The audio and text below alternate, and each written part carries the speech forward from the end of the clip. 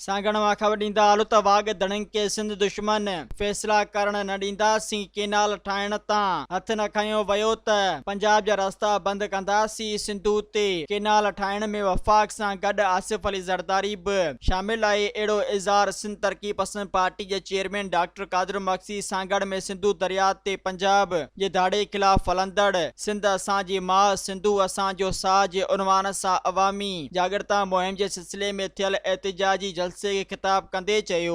Doctor कादिर मक्सी वधीक चयो त सिंध जे वजूद मिटाइण ऐं सिंध जे 6 करोड़ माण्हुनि खे उन बुख विघी मारण लाइ सिंधु दरिया मां गैर कानूनी केनाल कढी पंजाब तरफ़ां सिंधु जे पाणी ते कब्ज़ो कयो पियो वञे। सिंधु जे पाणी ते शहबाज शरीफ जी हुकूमत तरफ़ां दाड़े जी सहूलतकारी आसिफ ज़रदारी ऐं इक़्तिदार परस्त सिंध जा जागीरदार सरदार करे रहिया आहिनि। हिन चयो त सिंध जो अवाम कंहिं बि सूरत में सिंध ऐं सिंधी क़ौम खे मीसारण वारा अहिड़ा मंसूबा क़बूल न कंदो। असां पंहिंजे साह जे आख़िरी दम ताईं मज़ामत जारी रखंदासीं। एहतिजाजी जलसे खे पार्टी अॻुवाणनि गुलज़ार अहमद सुमरो हैदर शाहणी निसार अली कीरियो जबार जुणेजो ऐं ॿियनि ख़िताब कयो। सांगड़ पहुचण ते जबार जुणेजो जी अॻुवाणी में सभिनी माण्हुनि डॉक्टर कादिर मक्सी जो गुलनि जी वर्खा सां भरपूर इस्तक़बाल कयो।